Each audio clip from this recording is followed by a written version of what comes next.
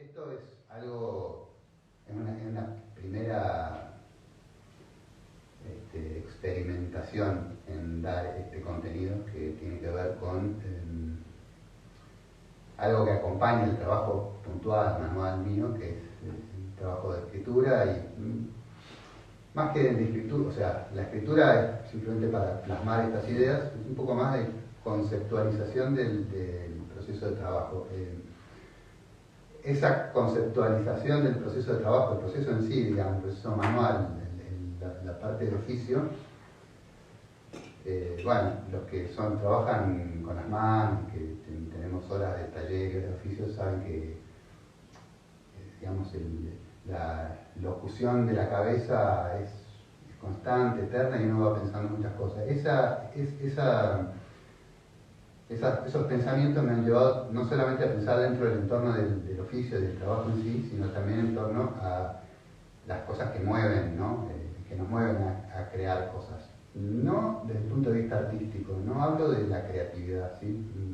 Trato de escaparme de eso, inclusive en el trabajo puntual mío. No me enfoco en la parte como de discurso creativo, de originalidad, no me interesa mucho eso, a pesar de que cuando doy una pieza por terminada me siento de alguna manera conmovido o me gusta, digamos, resuena, digamos, con algo que tiene que ver con estética o con algo conceptual. Pero trato de pensar un poco en la fabricación de objetos a partir de como el impulso humano, digamos, la parte humana que hay, que nos mueve a hacer cosas. Es evidente que las personas, digamos, los seres humanos, vamos a hablar no de los seres vivos, sino de los seres humanos, estamos constantemente en fabricación de cosas, no solamente de objetos materiales, ¿no? O sea, somos seres creadores, ¿no? Y eso es casi compulsivo, no es una elección, es algo que sucede desde chiquitos y a partir de que nos levantamos hasta que nos acostamos. Estamos todo el tiempo combinando cosas, a veces son conceptos y a veces son elementos tangibles.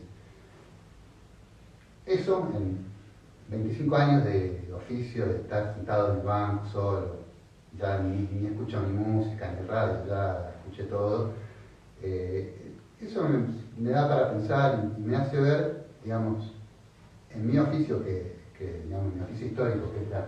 ¿Me vale? Sí, vale, no sé si no sé. Mario.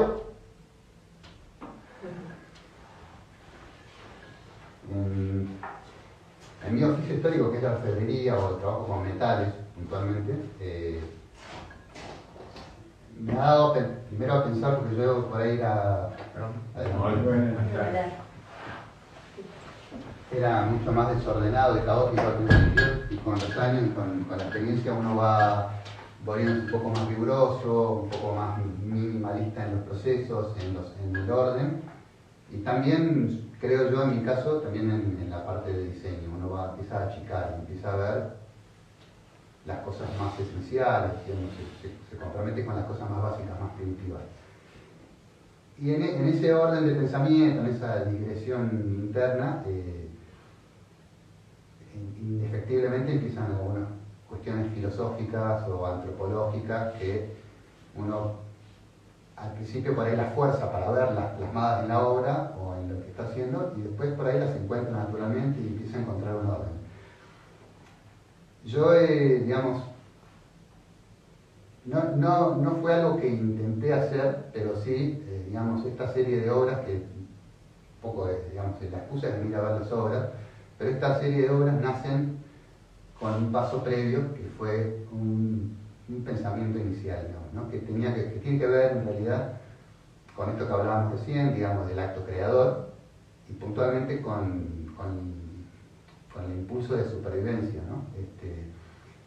Que desde el punto de vista, tal vez algunas de las cosas que yo voy a decir son extremadamente materialistas.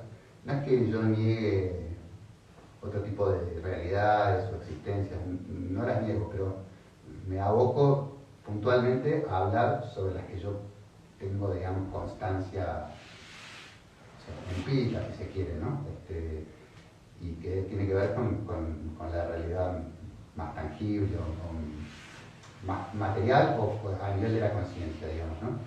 Yo veo que, digamos, los seres, las personas estamos, digamos, toda la constitución vital de las personas está fundamentalmente puesta en función de una cosa fundamental, que es sostener la vida, o sea, preservar la vida y continuarla. Eso es el vamos. Nada ocurre antes que eso, ¿sí? Primero, todo nuestro cuerpo, inclusive nuestra psiquis y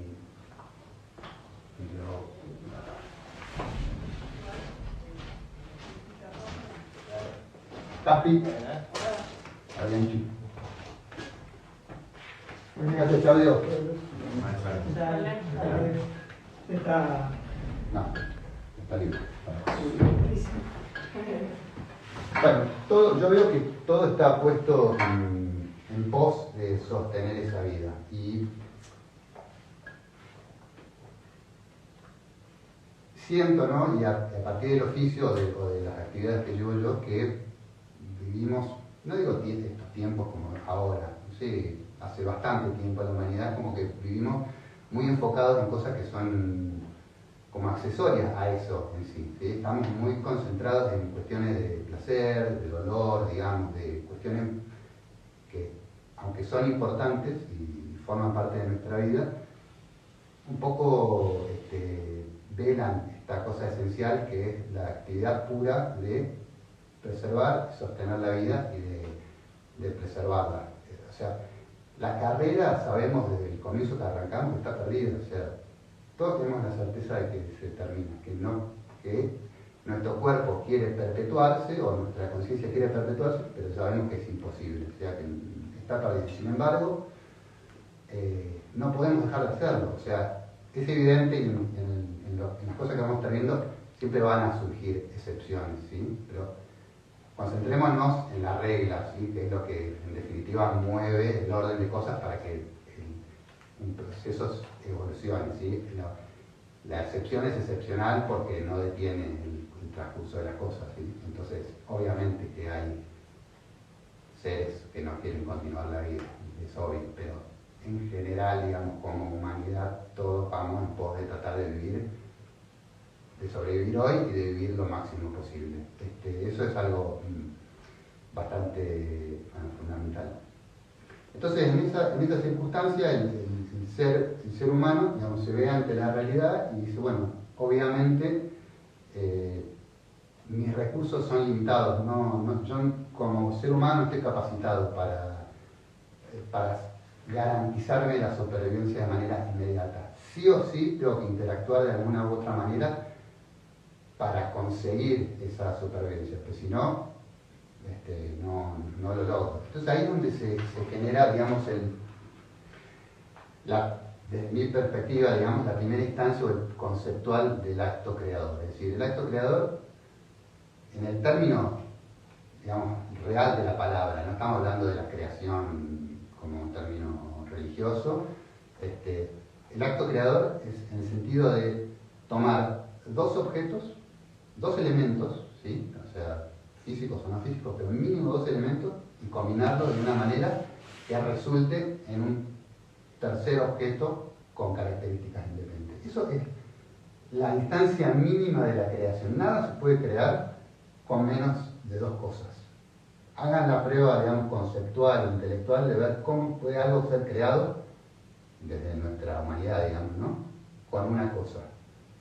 Siempre tiene que haber una interacción. No estoy hablando de un palito con otro palito, eso sería obvio, son dos objetos físicos, pero también a nivel intelectual o conceptual, con la intención, siempre vamos a combinar dos cosas. Y esa es, digamos, la premisa básica de lo que yo llamo la técnica, que sería como la construcción de la capacidad para sobrevivir. Es decir, construimos nuestra propia técnica, cada uno construye una técnica individual a partir de su habilidad para ir combinando esos elementos. Primero, obviamente, va a arrancar con dos elementos, ¿sí? Que sería lo lo elemental. A medida que pasa el tiempo irá haciéndose más complejo, va a incorporar más elementos o elementos de mayor variedad, pero siempre va a partir de eso.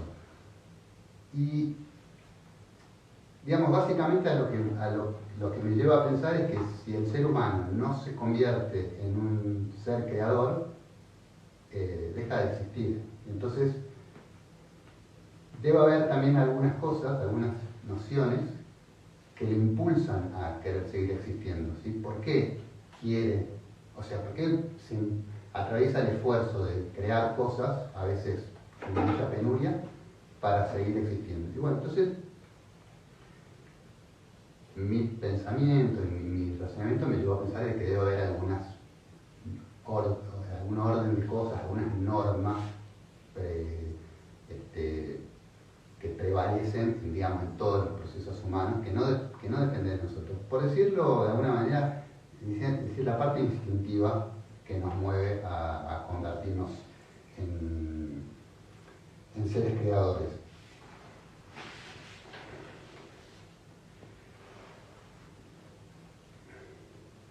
Acá hay algo, bueno, cada tanto voy a ir leyendo algunas cosas que son parte del escrito que incluye esta tesis, por decirlo de alguna manera, que es el espejo primitivo, que hoy en realidad es una instancia borradora, por eso para mí es interesante congregar a ustedes acá, porque soy mucho más yo el que se va a llevar algo que ustedes.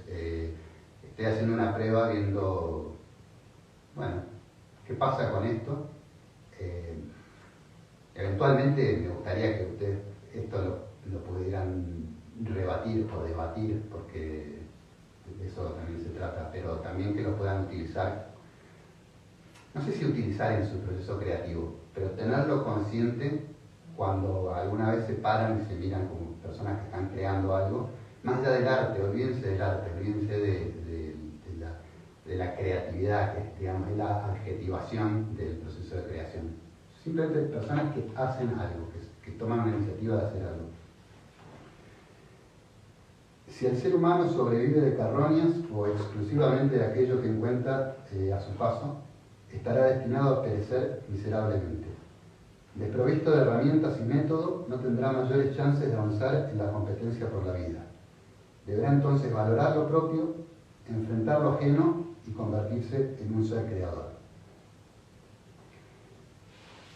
Como les dije anteriormente, la premisa elemental de la creación es combinar dos elementos, mínimo dos elementos. Los que sean, pero deben ser dos. Con un elemento estamos en donde estábamos.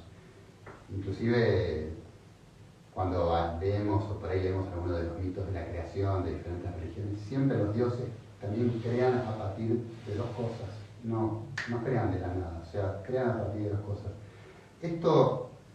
Esta idea surgió un poco de un concepto de Kant que habla del tiempo y el espacio, como las premisas elementales, digamos, para la percepción. Es decir, todo lo que nosotros, toda nuestra experiencia perceptible, sensible, básicamente todo lo que nos pasa como percepción de la realidad, se da en un marco de tiempo y espacio.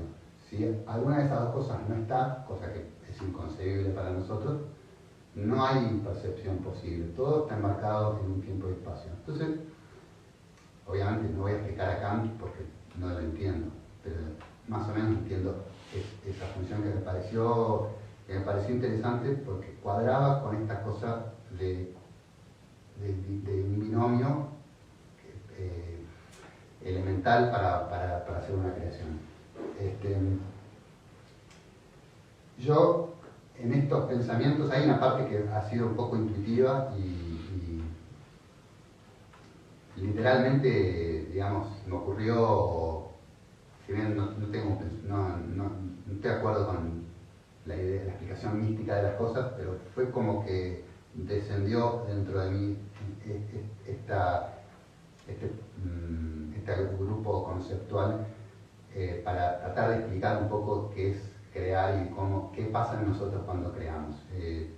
Venía yendo una vez para Carlos Paz en el viejo camino de Cruz, que ahora ya no se va más por ahí, camino con muchas curvas. Yo siempre digo que ese camino, siempre pensé que ese camino es ideal para pensar, porque esa sinuosidad y esa cosa inesperada todo el tiempo del camino sinuoso, que a veces te genera una motivación, digamos, para la digresión filosófica interna. Y en ese camino siempre he pensado muchas cosas. Y una vez estábamos yendo con mi mujer para allá y yo estaba manejando y literalmente tuve como una especie de realización de estos 5 conceptos, que es lo que vamos a ver ahora en la próxima hora, que serían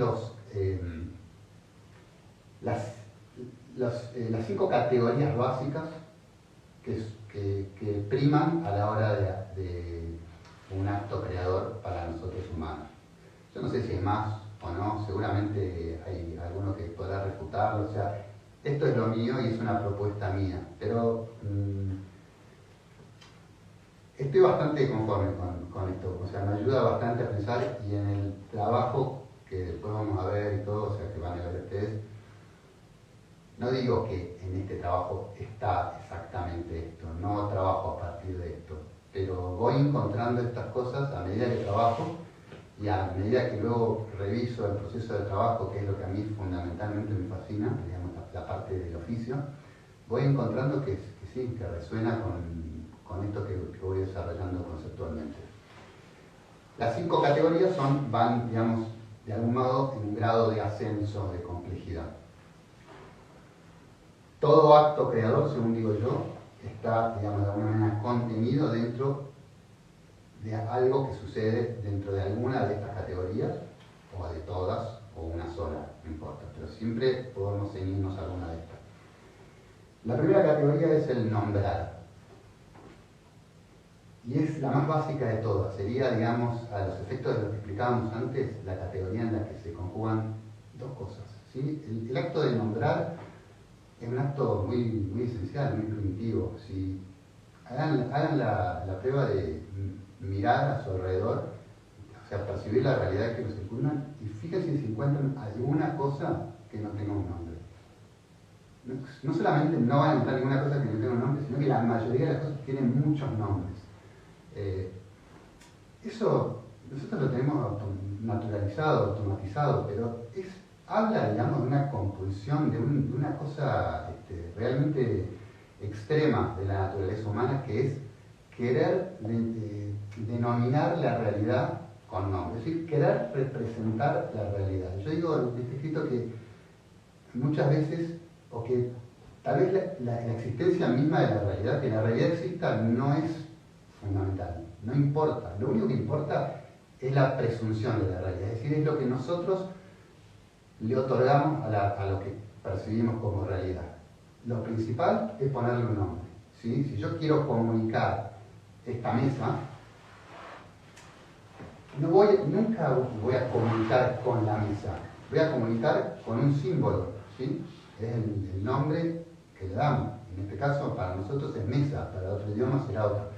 Nunca nos referimos a la realidad misma, sino que nos referimos a sustitutos de la realidad, a símbolos. Eso es algo bastante fascinante, porque creemos que estamos en contacto con la realidad y sin embargo estamos todo el tiempo creando una realidad paralela, que es la realidad dialéctica y simbólica. Y es una realidad que, digamos,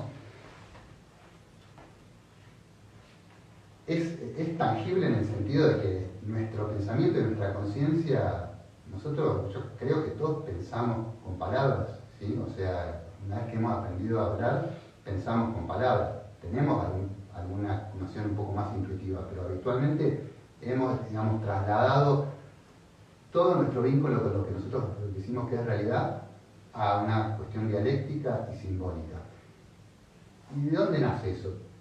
No sé, yo no sé de dónde nace. Lo que sí sé es que ocurre en todos lados y que la palabra mesa en español es mesa, y por ahí en náhuatl es una palabra que no tiene absolutamente ninguna vinculación etimológica con la palabra. Es decir, que no es que llegan por mismos caminos, no.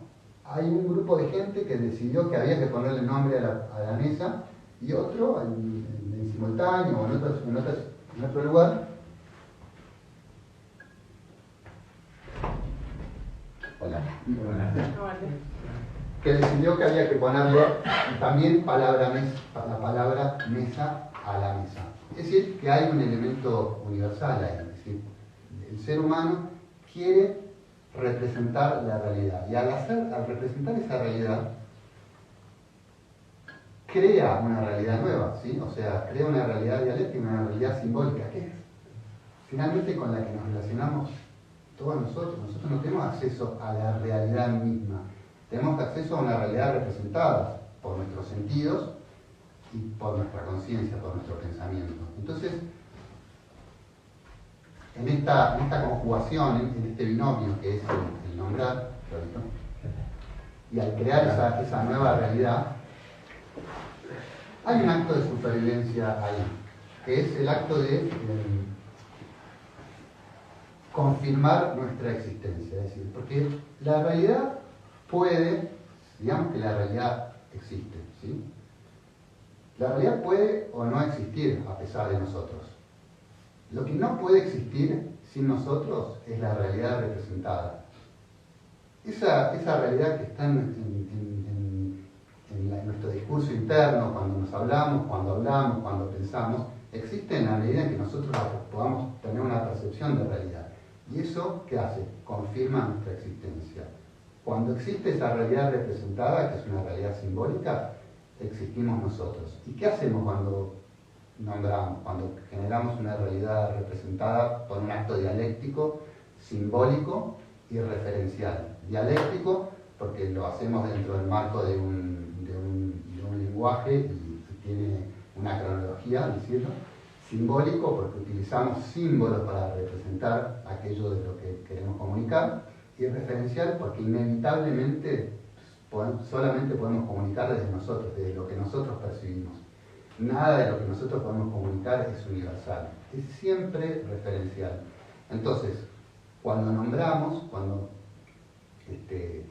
generamos un acto de nombrar algo, lo que hacemos es conjugar dos cosas: nuestra percepción, que nos viene de la realidad para nosotros, y nuestro conocimiento. En términos de tiempo y espacio, como hablábamos antes, la percepción representa el espacio, ¿sí? Representa la realidad tangible, ¿sí? Por más que sea visual o auditivo, pero existe en la materia. Y el conocimiento representa la historia, porque es acumulativo, representa lo que nosotros hemos vivido. Cuando nosotros generamos un nombre, imaginemos que tenemos que generar un nombre de algo que no existe, siempre lo vamos a hacer a partir de una impresión, tomando como punto de partida algún tipo de referencia de nuestra historia o de nuestra realidad personal.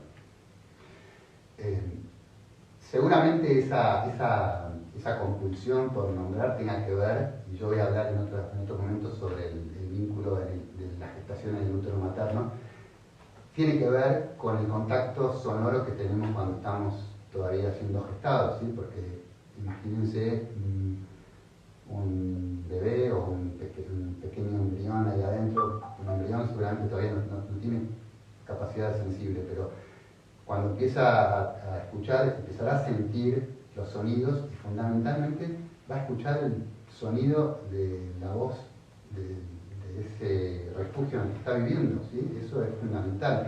Ese vínculo gutural, digamos, existe desde antes del nacimiento. Estamos ahí conmovidos con la voz desde una primera instancia. Y probablemente, tal vez, esto es obviamente es algo, una moneda que tiro al aire, pienso que puede nacer o que puede tener un origen prenatal, digamos, ¿no? Con ese contacto que tenemos nosotros con los sonidos. Obviamente, si bien yo hablo de esta cuestión de supervivencia al nombrar, que es una supervivencia simbólica, ¿sí? Evidentemente no sobrevivo por decir un nombre, sobrevivo porque comí, porque descansé. Sin embargo, en algún momento de nuestra vida sí sobrevivimos, porque lloramos para mamar. Y eso es fuerte, eso se estampa en la realidad del superviviente chiquitito. Es decir, lloró y recibió comida. Lloró, tomó una realidad sensible, ¿sí? Del exterior y la combinó con un conocimiento propio. el de poder emitir un sonido, lo más básico, lo más primitivo, lo más elemental del acto de nombrar, es un pequeño cachorro, una cría, un bebé, llorando para recibir la teta. Fíjense de qué momento se gesta un acto creador en un ser frágil cuya supervivencia ni siquiera depende de sus propias artimañas, porque es totalmente sujeto a que alguien lo deje vivir. Bueno, esa sería la primera categoría. Si alguno quiere preguntar algo, pregunte.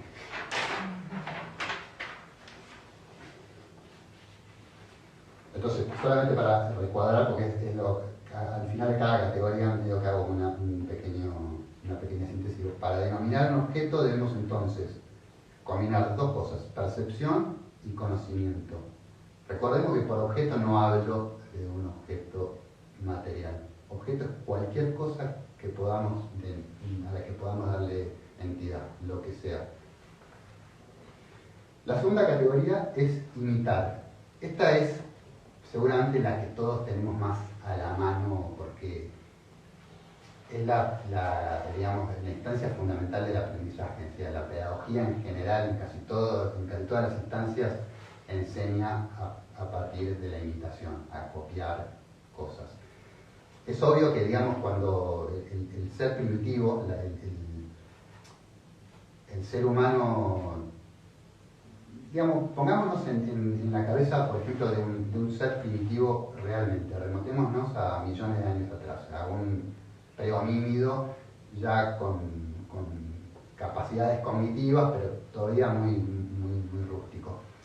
Obviamente cuando nace se va a amamantar de alguna hembra, y va a depender de eso. En algún momento obviamente eso le va a quedar chico, no le va a alcanzar ese alimento. Entonces, va a tener que salir al mundo y ver de qué se trata esto de la vida y esto de sobrevivir. Seguramente al principio va a comer los restos que le dejen los otros miembros de su grupo, alguna cosa que encuentre, pero inevitablemente en algún momento se va a dar cuenta que si no sale a procurar su propia supervivencia, se va a morir. Entonces sale al mundo y ve que, obviamente lo que viene con él, su configuración de fábrica, no le alcanza para garantizar la supervivencia. O sea, puede por ahí encontrar una cosa fortuita y de repente ir zafando o parasitando ciertas situaciones, pero se da cuenta que lo que él tiene, él o ella, a nivel físico y mental, no le es suficiente para una garantía de supervivencia inmediata. O sea que lo primero que se da cuenta es que tiene que hacer algo, tiene que convertirse en un ser creador y desarrollar herramientas, o sea, porque no le alcanza con lo que tiene. Entonces sale al mundo y lo primero que tiene para hacer es observar, con los ojos o con sus sentidos, pero fundamentalmente somos seres más que nada visuales, y va a observar. Entonces va a ver que hay otras especies que se esconden en el follaje y con eso aprenden a esconderse, a mimetizarse para cazar. También ve que hay otras especies que comen algunas plantas y que les hace bien, comen otras que les hacen mal. Bueno, empieza a ver todo eso sin intervenir todavía. Además ve algo que es grandioso, ve que otros miembros de su comunidad o de su especie utilizan otros objetos de la realidad para transformar la realidad. Si agarran una piedra para matar un animal o un filo para cortarlo, es decir, empiezan a combinar cosas ya preexistentes. Entonces, al ver todo eso, lo observa, lo internaliza y en un momento, de acuerdo a sus circunstancias, a su coyuntura, tomará alguna de esas cosas observadas e irá en pos de su propia supervivencia, ¿no? Dependiendo de lo que tenga que hacer. Y bueno, y empieza a probar, a tratar de copiar lo que vio, y ahí entra un tercer competidor, que a la vez es un aliado para él. Hasta ahora él o ella combinaban conocimiento con percepción. Eso era lo más básico. Le alcanzaba para llorar y que le trajeran una teta. Ahora tiene que ir a generar sus propias herramientas. Y ese tercer competidor es el accidente.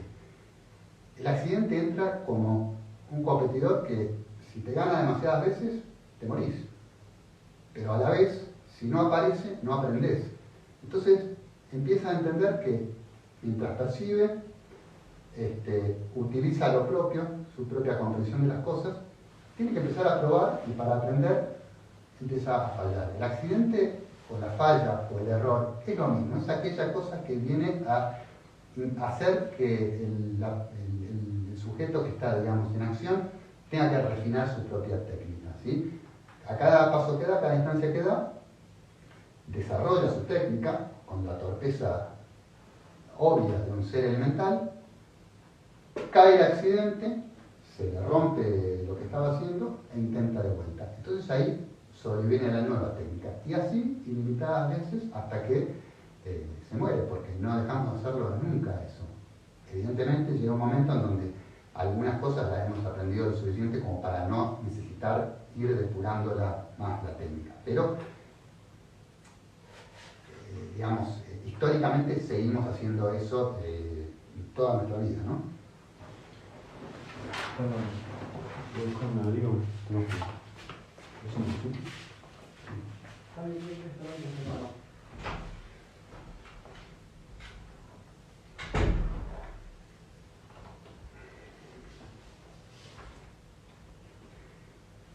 A medida que el sujeto logre algunos resultados, intentará minimizar el margen de error.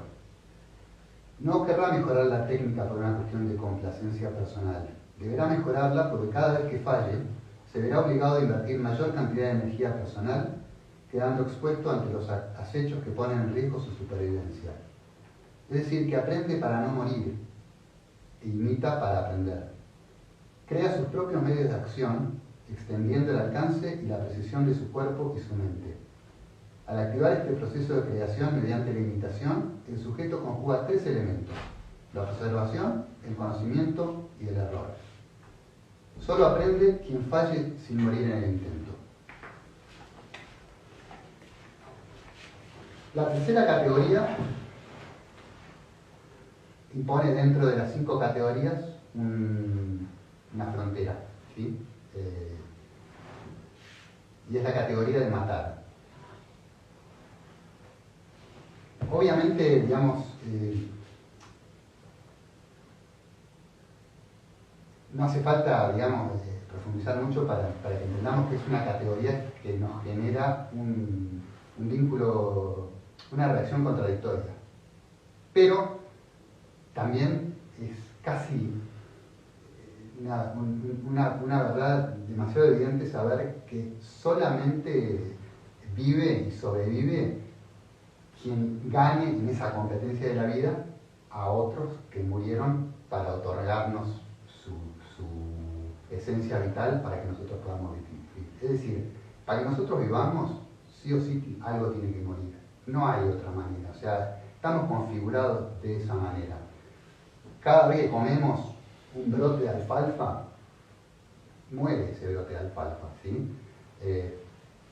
Mismo en nuestra disposición de vida orgánica, estamos todo el tiempo naciendo y muriendo, o sea, a nivel celular, bueno, en diferentes estadios de nuestra propia realidad individual.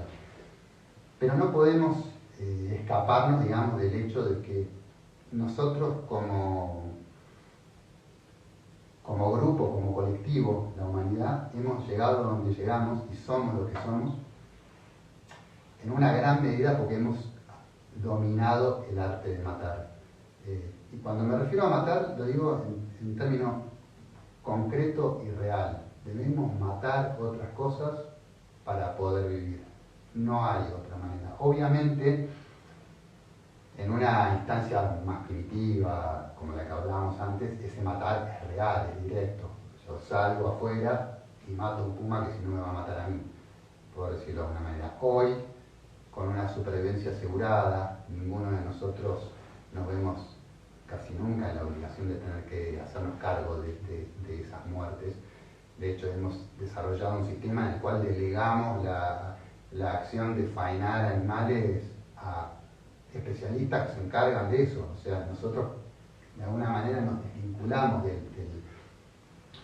del peso moral que tiene esa muerte, pero no nos vinculamos, o sea, lo estamos delegando, le estamos pagando y le estamos pidiendo a esa persona que lo haga.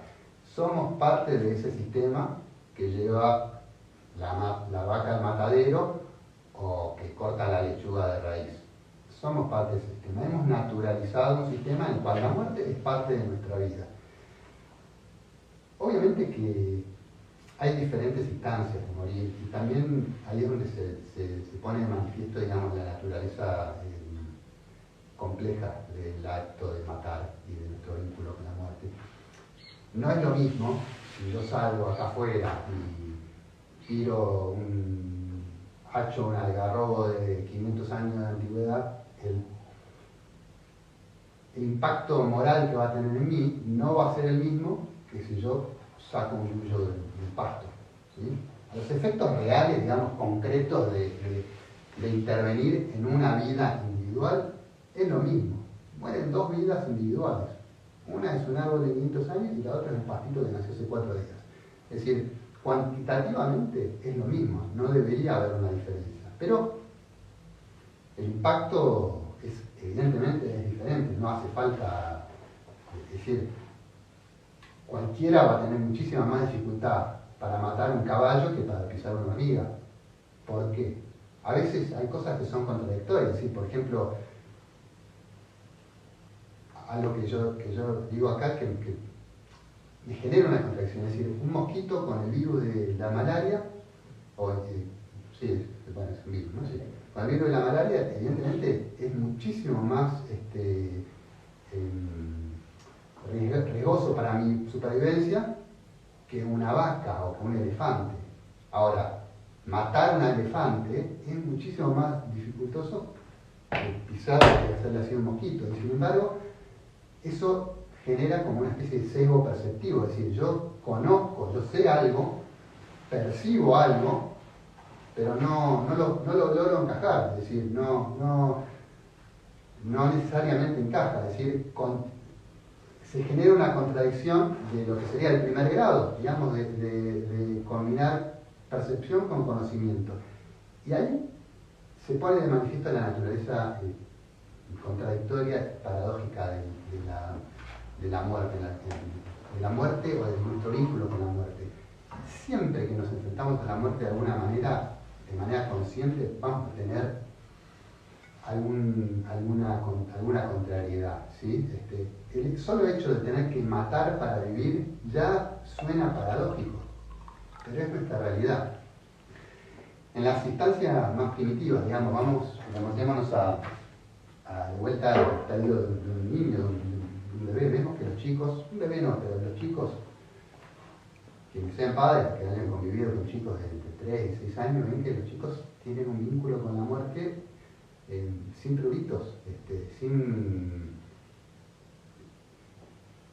sin este prejuicio del que hablábamos anteriormente. Vos ves que los chicos sienten como una cosa necesaria vincularse con la muerte. Estamos hablando de la muerte de matar una lombriz o de cortar una mosca o ponerle con una lupa a una hormiga para que se queme.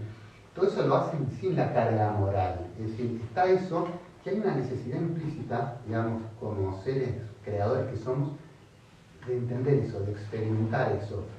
De manera, por ahí como inmanente, nosotros sabemos que sí o sí tenemos que dominar la muerte. Y ya desde chicos, yo lo veo de mi hijo que tiene 4 años, su fascinación por la muerte es científica, no lúdica.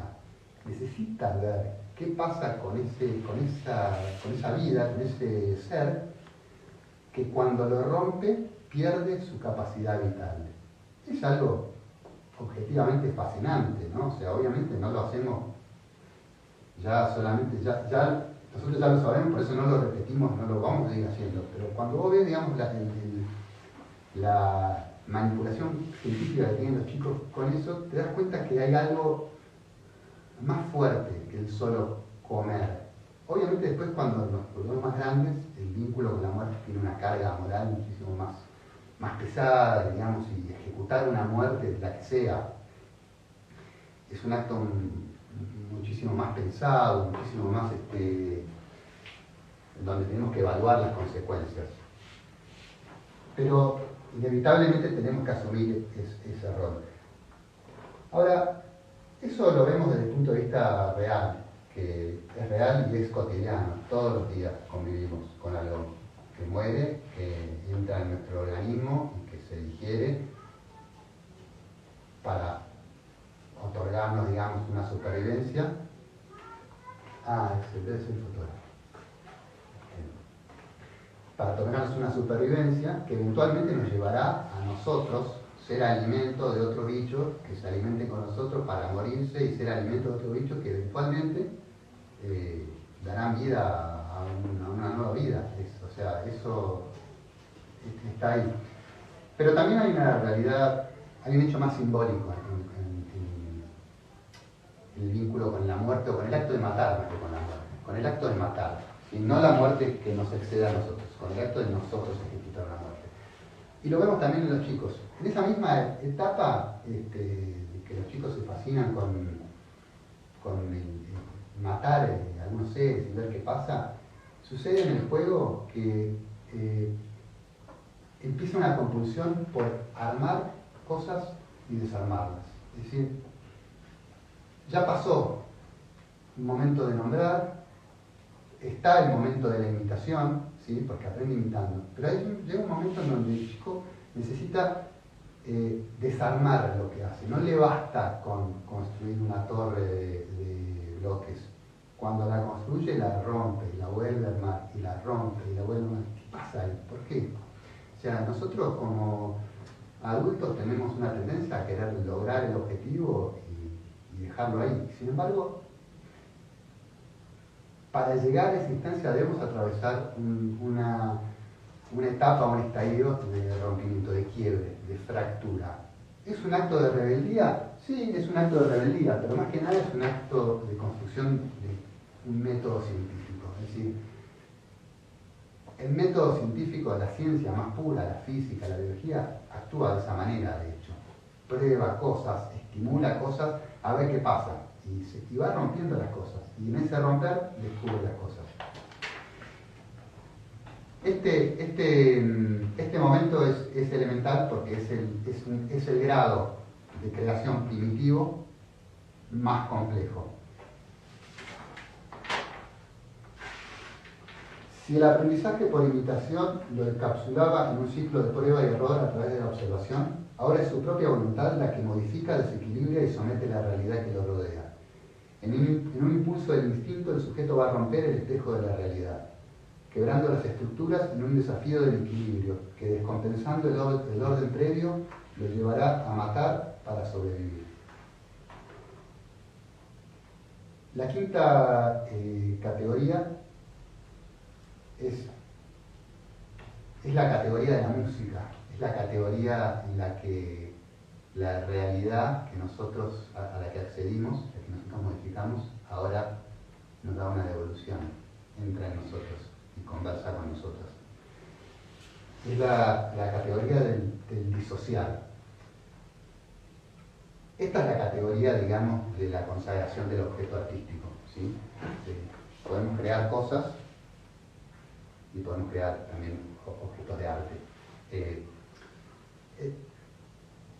Desde mi reflexión en torno a todo esto que estamos hablando, es evidente que el objeto de arte no tiene categoría de arte por el objeto en sí, por aquello que es, sino por aquello que nos sucede al contemplar ese objeto de arte. El hecho artístico sucede ante la contemplación.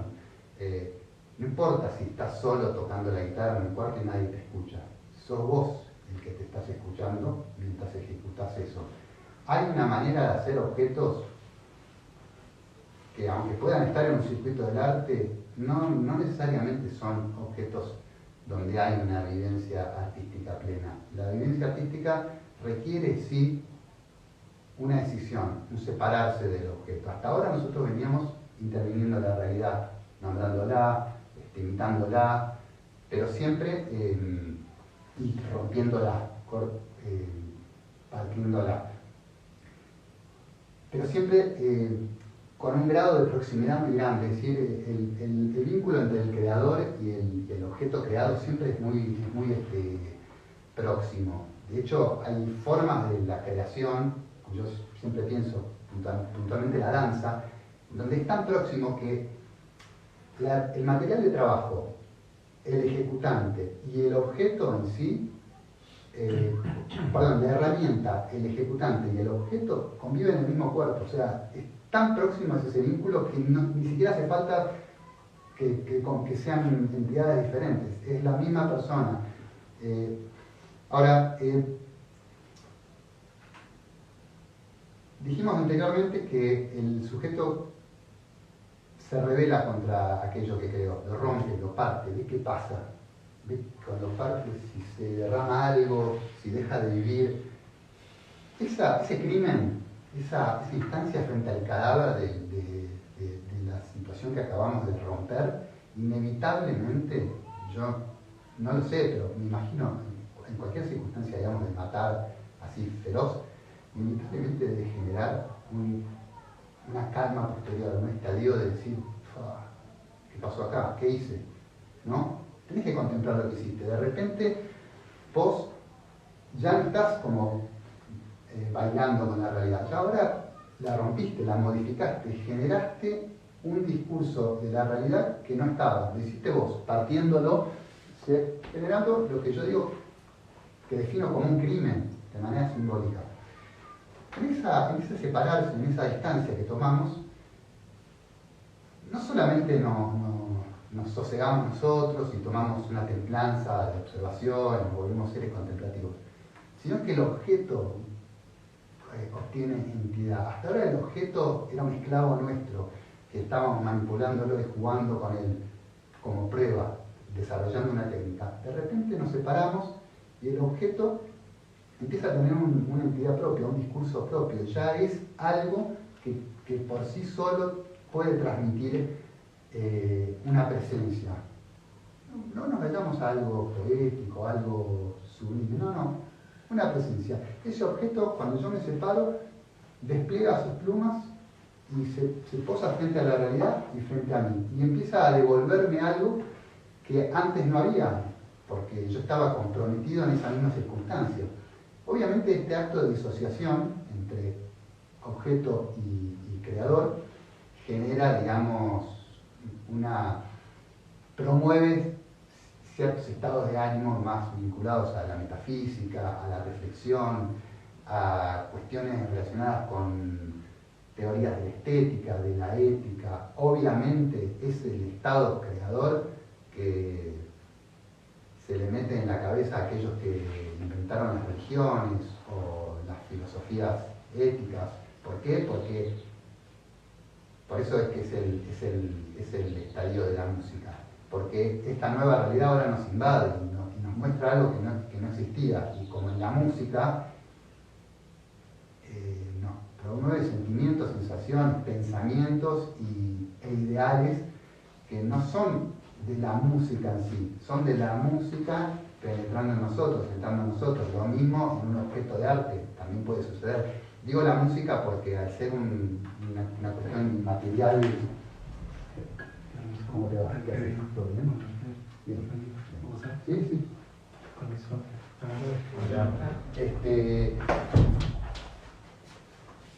Entonces, obviamente, esta circunstancia creadora va a promover, evidentemente, una concepción o un estadio, digamos, mental y emocional más ligado hacia cosas metafísicas o cosas muchísimo más sublimes. Por eso es que este es el momento de consagración del arte, ¿sí? del hecho artístico, ¿sí? De algo que es trascendente más allá de la supervivencia lisa y llana. Ahora hemos creado un objeto que no sirve para matar, no sirve para comer, no sirve estrictamente para llamar la atención. Es un objeto que por primera vez podemos compartir con un colectivo. Hasta ahora nosotros habíamos creado una lanza que nos servía a nosotros para cazar el alimento, para alimentar a nosotros. ahora lo que hemos creado no es una lanza, hemos creado la lanza. ¿Sí? Esa lanza es ahora un elemento colectivo que sirve para un desarrollo, digamos, grupal de nuestra comunidad, de nuestra especie, de nuestra raza. Es así que este estadio, que esta categoría, la de social, por primera vez plantea el hecho, digamos, de la supervivencia a nivel colectivo. ¿Por qué? Porque por primera vez el creador se separa, contempla, se sosiega, sale del campo de batalla y empieza a mirar lo otro. Primero mira el objeto y luego mira a los otros y ve que hay pares. Y entonces entra en juego algo que es el regalo de la empatía. Por primera vez ve que los otros competidores son pares, son gente con la que compartir. Esta Venus que hice y que ahora quiero que todos la compartamos. Este objeto tecnológico que es la lanza, y no solo mi lanza. Y eso es fundamental para la existencia de nosotros como raza. ¿Por qué? Porque la empatía, ¿qué promueve fundamentalmente? La procreación, ¿sí? Promueve la vida comunitaria, la solidaridad, evidentemente la reproducción también, no necesariamente, pero evidentemente ayuda, ¿sí? Entonces, por primera vez, desde el punto de vista específico de la supervivencia, el sujeto deja de procurarse cosas que le permitan su propia supervivencia en un acto desinteresado para promover una supervivencia total y global. Y es ahí donde entra, digamos, alguna idea que tenemos sobre arte como una cuestión universal, fuera de la historia, fuera del tiempo. Por eso un objeto tecnológico que nos conmovió hace 200 años, hoy no tiene ningún sentido porque ya dejó de tener todo tipo de utilidad. Pero una obra de arte fabricada hace 1500 años sigue teniendo la misma potencia. ¿Por qué? Porque apela a otros mecanismos del hecho creativo, o del hecho creador, perdón, que tienen que ver con un convivir empático. Es ahí donde se planta el hecho artístico, no en el objeto. De hecho, fijémonos que hay muchos objetos que han sido tecnológicos en la historia, que al dejar de tener una utilidad, se vuelven obras de arte. ¿Por qué? Porque empiezan a tener una realidad como hecho artístico, ¿sí? Digamos, por ejemplo, las máquinas esas de Leonardo da Vinci. El tipo las creaba como investigación tecnológica, no eran obras para museo. Obviamente hoy las vemos y son hechos artísticos, son hechos de una realidad muy sublime. Esta es la instancia creadora en donde el sujeto primitivo empieza a tener una cierta sofisticación, ¿sí? Por eso es que entra en el marco de su capacidad de creador artístico o de creador dentro del campo del arte.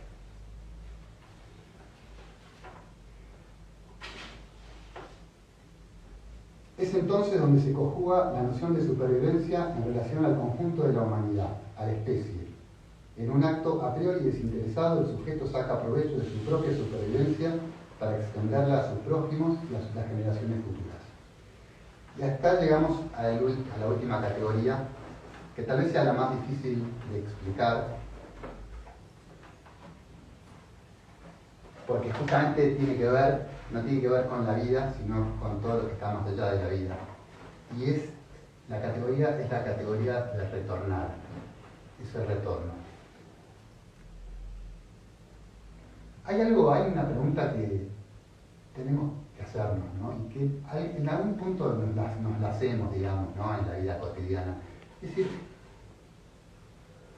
¿cómo nos levantamos todos los días sabiendo que este proyecto es inútil? Es decir, que no podemos perpetuar la vida, que toda nuestra composición vital está puesta a las órdenes de una motivación que es tratar de vivir lo máximo que se pueda. Si se puede eternamente, mejor. Pero desde muy tempranito, desde chiquitos, ya sabemos que eso no es. Vamos a morir. ¿Qué nos mueve dentro de esa idea que es obviamente oscura y nos puede meter en un desánimo profundo? De hecho, excepcionalmente hay gente a la que lo mete en un desánimo profundo, pero la norma nos dice que la mayoría seguimos motivados a vivir. Y como hemos dicho, para vivir tenemos que sobrevivir, y para sobrevivir tenemos que crear. Entonces hay algo en esa actividad de crear, en la supervivencia, que se afinca o que se apoya en alguna noción de que tiene un sentido estar haciéndolo. Yo soy racional y materialista, no porque rechace cualquier tipo de realidad suprasensible o mística. No es la que yo conozco, entonces no la puedo describir. Lo que sí puedo describir es algunas cosas que yo veo o que conocemos de la vida. Por ejemplo, que, como hemos dicho antes, nacemos, crecemos, nos desarrollamos, nos morimos y perdemos nuestra individualidad, ¿sí? Por lo menos la individualidad consciente, la que estamos, la que opera, digamos, como prioridad en nuestra vida, ¿sí? O sea, nosotros, si estuviéramos a 30 segundos de morirnos y pudiéramos, digamos, extremar todos los recursos para no hacerlo, pero tuviéramos que dejar mucho atrás, inclusive alguna promesa de vida post-muerte, lo que sea, seguramente lo haríamos. Seguramente trataríamos de sobrevivir y extremar los recursos. Nuestro cuerpo quiere sobrevivir, nuestra conciencia quiere sobrevivir. La gente que se muere ahogada, y es horrible hablar de esto, pero muere inhalando el agua, no dejando de respirar. Es porque necesita buscar ese soplo vital. Estamos en eso. ¿Y hacia dónde vamos? Y bueno, vamos hacia un lugar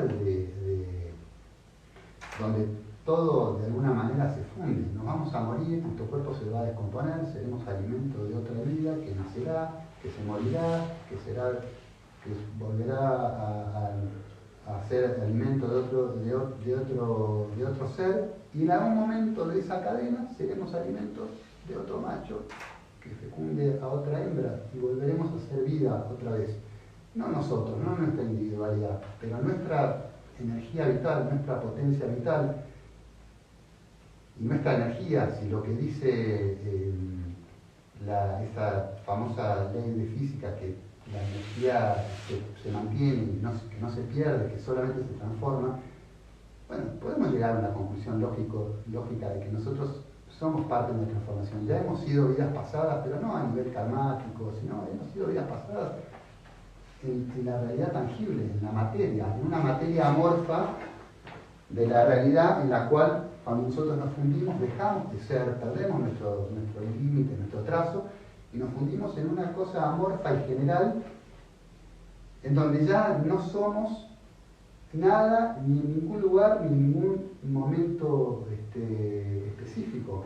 Trascendimos de repente el tiempo y el espacio. Volvimos a un estadio o a un espacio de realidad en el cual ya no existe ese binomio creador. Algo parecido a lo que se explica en algunas ideas religiosas o en algunas cuestiones filosóficas, ¿no? Un espacio donde no hay bien y no hay mal, donde no se envejece. De algún lugar pueden haber sacado esa información las personas que elaboraron esas religiones. Yo personalmente no las creo que son creaciones de primera instancia, del acto de nombrar. Lo más básico posible es inventar historias, pero observando la realidad. Y la realidad es que nos vamos fundiendo en lo que yo llamo, o sea, a medida que vivimos y nos morimos, nos vamos a fundir en lo que yo llamo el refugio original. ese refugio original, ese espacio fuera de tiempo y espacio donde nada somos y todos lo somos a la vez, donde hay una contradicción tan fuerte y tan grande como hay orden, en la realidad nuestra se manifiesta en ese regalo, en ese tesoro que es el útero materno, que trae la hembra a nuestra realidad perceptible. Esa matriz, ese molde promotor de la vida, que puede generar vida, cosa que nada más puede hacerlo, y donde, en definitiva, nuestras primeras impresiones sensibles, nuestras primeras impresiones de realidad se estampan. Si en algún momento nosotros abandonamos esa inmanencia inmaterial fuera de tiempo y espacio para ser fecundados dentro de un útero, tiene que haber una instancia en la cual el tiempo y el espacio nos impacten, nos impriman sus condiciones y sus posibilidades. Obviamente, no me importa si hay un tiempo exacto, no sé cuándo, no es lo importante. Lo que quiero decir es que en ese útero materno, en ese refugio original, logramos esas nociones de tiempo y espacio. Imagínense un bebé pateando la panza, tratando de medir su propio cuerpo, flotando en líquido amniótico, escuchando esos sonidos, viendo que el tiempo pasa, que a medida que pasa ese espacio cada vez lo tiene más apretado. Puede ser que esas condiciones fundamentales del tiempo y del espacio que tanto nos condicionan durante la vida y que tanto nos ofrecen dentro de la vida, tengan un lugar de impresión, haya una imprenta de esa sensibilidad original, de ese a priori sensible, o como dice Kant, de esa estética trascendental, porque la estética desde el punto de vista de la experiencia sensible y trascendental, porque trasciende toda realidad individual. Cuando vivimos y no nos metemos en el desasosiego de una vida puesta al servicio de un objetivo fallido, y lo hacemos con expectativa, con voluntad creadora, con ánimo proactivo, con ganas de compartirlo y de promover la procreación de una especie a la que también estás sometiendo de alguna manera a la misma realidad, tiene que haber una esperanza, una visión de síntesis. En todo acto creador, siempre que nosotros vamos a crear algo, vamos a tener una noción de síntesis. Vamos a estar presintiendo o creyendo o esperando llegar a algún lado. Ese lado al que queremos llegar, en términos de la realidad nuestra, es el mismo lugar del que partimos. Es decir, es un viaje que termina como empezó. Su destino es el origen. Ese es el refugio original al que vamos y que nos moviliza. En cada acto creador opera a nivel por ahí sutil una idea de que hay un sentido en lo que estamos haciendo. Y ese sentido tiene que ver con un cierre, como el sentido de las cosas que hacemos en la realidad, digamos, más consciente y más aparente, en la que nos frustramos si no conseguimos el objetivo, si no podemos completar, y donde encontramos satisfacción y podemos avanzar hacia una nueva creación en la medida en que hayamos cerrado. Esta es la categoría de la arquitectura. La arquitectura es, desde el concepto del espejo primitivo y de la categoría del retorno, es un homenaje, digamos, a eso, crear el refugio. ¿Por qué creamos un refugio? ¿A dónde queremos volver? Queremos volver a ese refugio original, a esa matriz, a ese útero materno que nos contenía y que estaba hecho a imagen y a imagen o a copia de nuestra propia ergonomía. Es decir, el refugio original es un espacio, una realidad que ocupa todo aquello que no ocupamos nosotros. Es decir, es una copia perfecta de nuestro, es un molde perfecto nuestro. En la creación del refugio real, en la arquitectura, o en la fabricación de refugios rudimentarios, hay una noción de regreso hacia ello. Y en la parte sensible nuestra hay una noción de regreso hacia un espacio de contención. Ese espacio de contención a mí me parece interesante validarlo como un espacio en el cual toda la materia, toda nuestra energía se funde junta en una sopa amorfa en donde luego surge nueva vida para que vuelva a morir y para que vuelva a surgir otra vida. Por alguna razón me da muchísimo más tranquilidad y paz que pensar que voy a ir a tocar la puerta de una reja a ver si puedo pasar a un lugar muy copado o que me manden a un lugar horrible. Más allá de que no me cierra desde ningún tipo de punto de vista de esa explicación, esta visión materialista resuena en nosotros diariamente y nos da alimento suficiente como para continuar y sentir que las cosas que hacemos, que no nos las vamos a llevar y que no van a perdurar, digamos, demasiado en la historia de nuestras comodidades, tienen sentido y está bueno hacerlas. Eso es lo que, en definitiva, es la categoría más sutil del acto creador. La metamorfosis de la materia permite que nuestro cuerpo se desintegre en alimento para otras formas de vida, que luego podrán ser a su vez absorbidas por formas de vida que se reproducirán en nuevas vidas. Este ciclo vital pone en tela de juicio el valor individual de la realidad y plantea una visión unificada de la existencia en la que toda la materia se encuentra en pleno movimiento en una red sinérgica vital. Más temprano que tarde, nuestra existencia se disolverá y las fronteras de la individualidad perderán su trazo para convertirse en abono de nueva vida. Ya no se sabrá qué, ni dónde, ni cuándo se es lo que se es. Debemos conservar la vida que nos fue prestada y que no nos pertenece.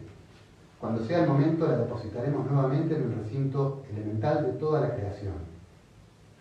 Todo acto de creación es en última instancia un ejercicio de supervivencia en nuestro viaje hacia el origen. Y eso es el final de mi tesis. Si alguno tiene ganas de compartir algo, ya sea...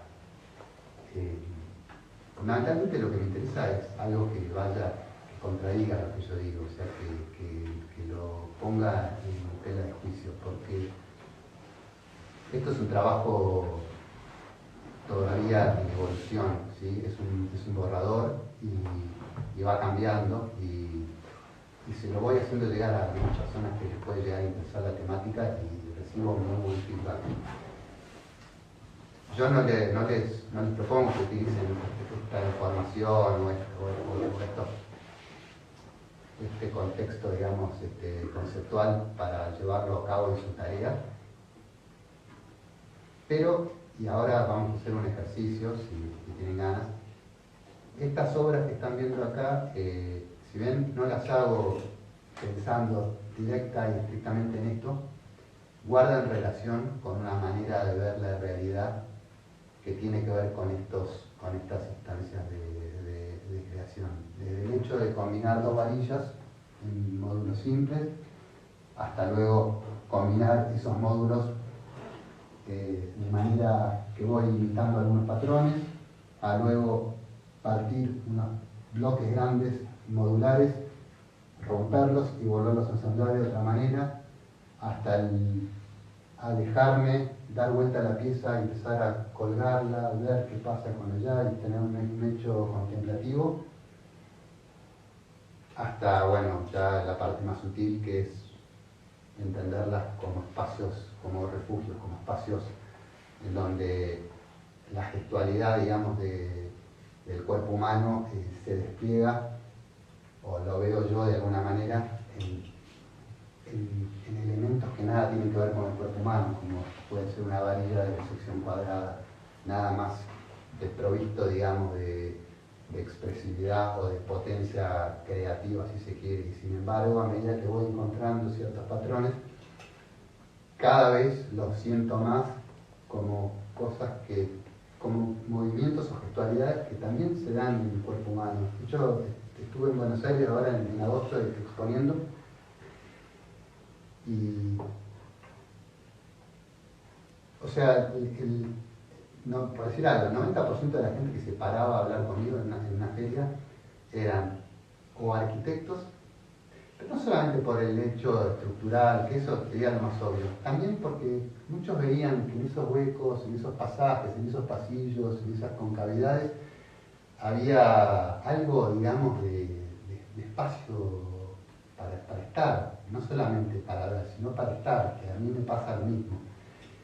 Y después, obviamente no tanto, porque la cantidad son menores estadísticamente, pero pararon varios osteópatas y me hablaban, digamos, ¿no?, del movimiento, de la gestualidad, y bueno, para mí eso fue muy motivante y emocionante, porque a veces uno puede decir, bueno, por ahí estoy medio clave, estoy viendo cosas con las que no va a resonar nadie, y sí, por ahí ha resonado gente, y de la misma manera me gustaría poder generar resonancias con este trabajo, porque son cosas que van juntas, que van de la mano, que tienen que ver con el mismo procedimiento de creación, la parte mía de la escritura. Ya está.